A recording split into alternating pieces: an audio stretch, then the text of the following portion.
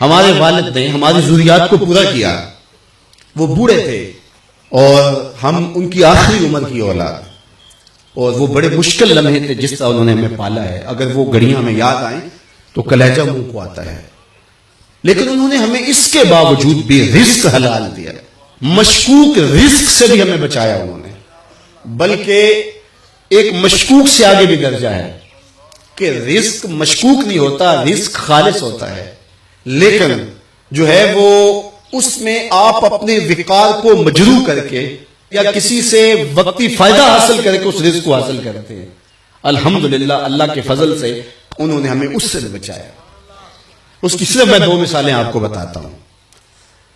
میرے والد گرامی کپڑے کا کام کرتے تھے، اور دنیا کے اوپر کسی نے ایسا دکاندار نہیں دیکھا ہوگا جو دکان بند کر کے رکھتا ہو۔ وہ کہتے ہیں لوگ آ کے بیٹھ جاتے ہیں اور میرا وقت ضائع کرتے ہیں، میں نے قرآن مجید پڑھنا ہوتا ہے۔ تو جو گاہک آتا تو دروازے کو دستک دیتا، قرآن مجید بند کرتے، دروازہ کھولتے، ہاں بھئی کیا لینا ہے؟ اس نے کہا یہ لینا، لیا، فارغ، پھر دروازے کو نکلا دیا۔ ایسا بھی کوئی تاجر دیکھا آپ نے؟ اللہ اکبر۔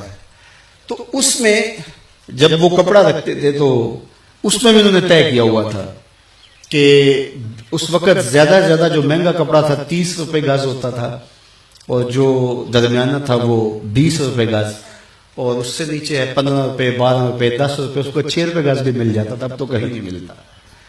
تو انہوں نے ایک ریشو رکھی تھی کہ 10 پہ 1 روپیہ، تو جو 20 روپے گز کپڑا تھا وہ 21 روپے گز بیچتے تھے، 21 روپے اس سے لیتے تھے، اور جو 30 روپے فی گز کا ہوتا تھا اس سے جو ہے وہ 31.5 لیتے تھے، وہ باقاعدہ اوپر لکھا ہوا ہوتا تھا۔ اب مجھے بتاؤ اس ریشو سے اپنے خاندان کی پرورش کرنا اور اتنی گراں ذمہ داریاں کیسے بندہ عہدہ برا ہو سکتا ہے؟ لیکن لوگ رزق کی کثرت کی بات کرتے ہیں، ہم نے آنکھوں سے برکت دیکھی ہے۔ کثرت اور چیز ہوتی ہے، برکت اور چیز ہوتی ہے۔ تو جو میں بات بتانے لگا ہوں، میرے بیٹے بھی بیٹھے ہیں اور آپ سارے میرے روحانی منتسب ہو میرے ساتھ، اور آپ نے آگے اپنی نسلوں کی تربیت کرنی، اور اس چیز کا ہم نے خیال رکھنا ہے کہ اپنی اولاد کو کس طرح کی تربیت دینی۔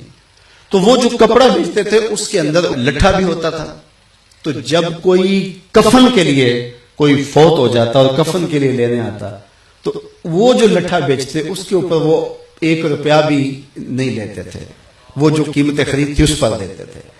تو ان کا شعور یہ تھا کہ یہ کمائی میری اولاد نے کھانی ہے، تو میں ان کی تربیت کر رہا ہوں، تو یہ بھی پیسے ان کی تربیت میں نہیں لگنے چاہیے۔ اور دوسرا، چونکہ یہاں دیہات کے کافی لوگ بیٹھے ہوئے اچھی طرح جانتے ہیں، ان کے لیے جو ادب اور احترام کا لوگوں کے دل میں مقام تھا اور جو محبت تھی، تو وہ کاموں کے سے یہاں اس وقت یہ چنگچی بھی نہیں تھی، کوئی یہاں پیک اپ بھی نہیں چلتی تھی، تو اس وقت ٹانگے وغیرہ چلتے تھے۔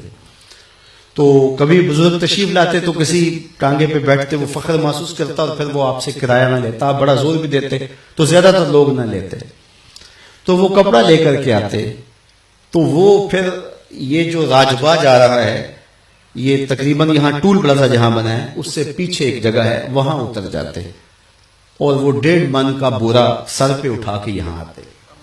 کیوں؟ اس لیے کہ وہ بیچارہ ٹانگے والا وہ میرے سے کرایہ نہیں لے گا، تو اس کی بھی تو روزی کا مسئلہ ہے نا، تو وہاں سے اٹھا کر کے سر پہ لے کر کے آتے۔